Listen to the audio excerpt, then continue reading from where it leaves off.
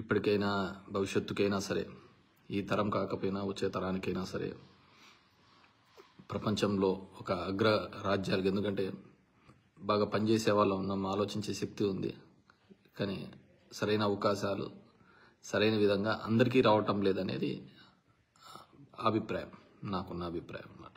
So అంతే. And అదేవిధంగా నిన్న 75 సంవత్సరాల ఓటర్ ఎలక్షన్ కమిషన్ ఏర్పడిన దానికి కూడా నిన్న ఓటర్ డే కదా.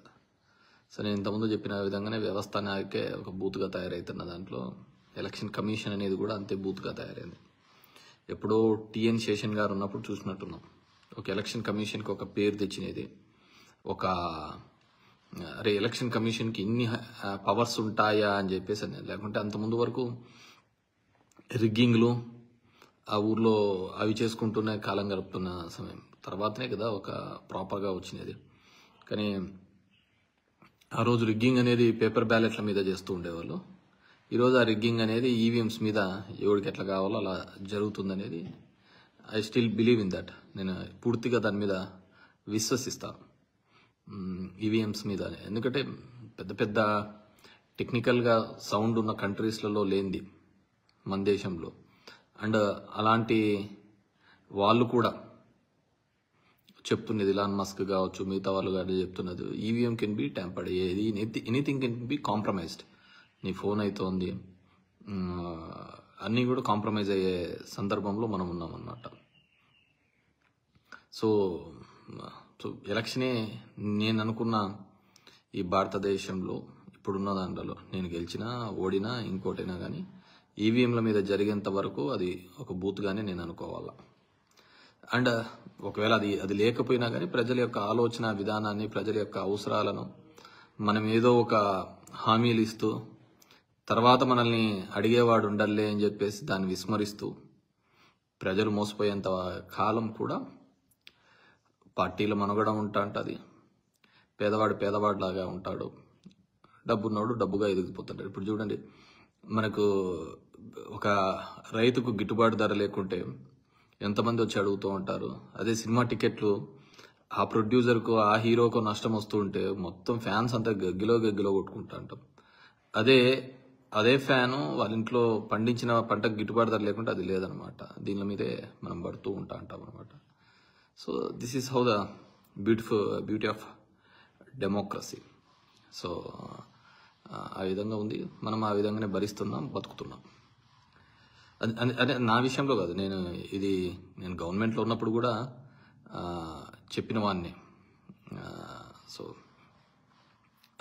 ఈరోజు అండ్ అదేవిధంగా నిన్న పద్మశ్రీ, పద్మవిభూషణ్ వచ్చిన వాళ్ళందరికీ కూడా ధన్యవాదాలు.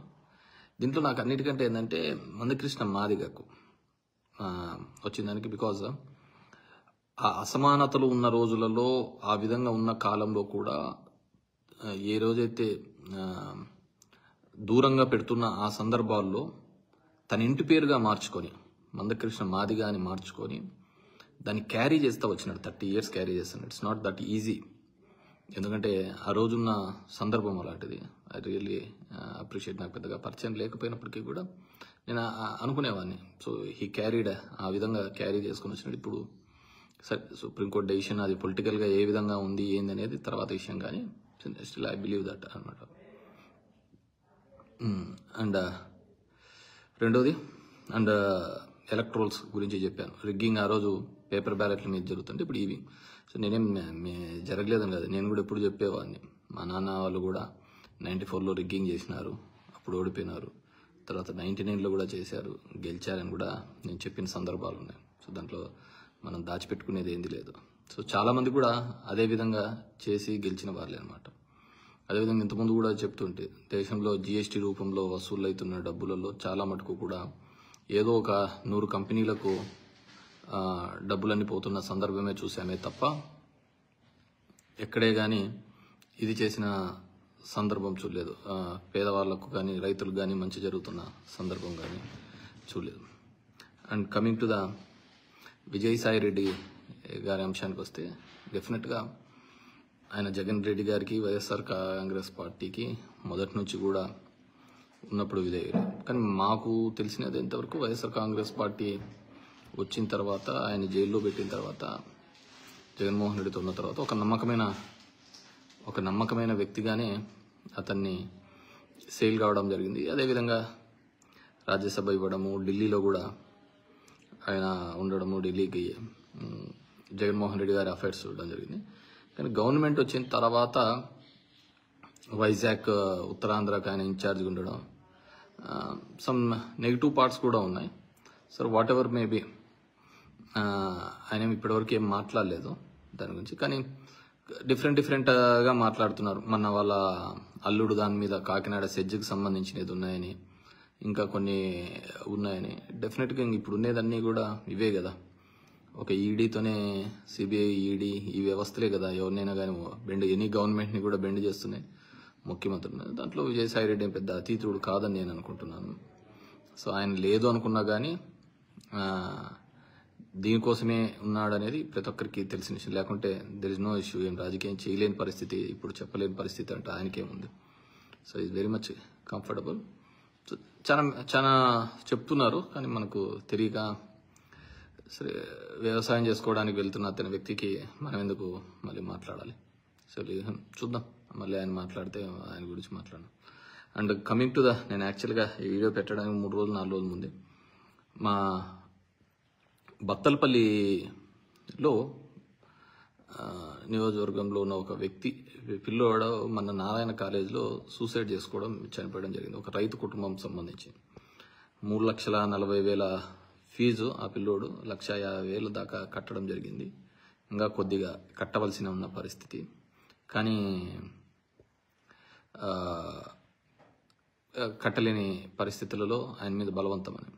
సో ఈ కార్పొరేట్ స్కూల్స్ మీద నేను మొదటి నుంచి వ్యతిరేకమే. ఈ కార్పొరేట్ స్కూల్ పనిచేస్తున్న పద్ధతి కానీ, అది ఏ విధంగా టార్చర్ పెడుతున్నాయి, ఏ విధంగా చేస్తున్నాయి అని చెప్పేసి, ముఖ్యంగా ఈ చైనా కాలేజీలు అంటే చైతన్య నారాయణ, భాష్యం, రవీంద్ర భారతి, నేను ధర్మవరంలో అవి క్లోజ్ చేయించడం జరిగింది. సో దాని మీద కూడా నాకు నిష్ఠూరాలే. బికాస్ మంచి ఫెసిలిటీస్ ఉండాలి. ఇప్పుడు ఆడుకోకుండా ఇప్పటికైనా భవిష్యత్తుకైనా సరే, ఈ తరం కాకపోయినా వచ్చే తరానికైనా సరే ప్రపంచంలో ఒక అగ్ర రాజ్యాలకు, ఎందుకంటే బాగా పనిచేసే వాళ్ళు ఉన్నాం, ఆలోచించే శక్తి ఉంది. కానీ సరైన అవకాశాలు సరైన విధంగా అందరికీ రావటం లేదనేది అభిప్రాయం, నాకున్న అభిప్రాయం అన్నమాట. అంతే. అండ్ అదేవిధంగా నిన్న 75 సంవత్సరాల ఓటర్ ఎలక్షన్ కమిషన్ ఏర్పడిన దానికి కూడా నిన్న ఓటర్ డే జరగదు. సో నేను ఇంతకుముందు చెప్పిన విధంగానే వ్యవస్థ నాకే ఒక బూత్గా తయారవుతున్న దాంట్లో ఎలక్షన్ కమిషన్ అనేది కూడా అంతే బూత్గా తయారైంది. ఎప్పుడో టీఎన్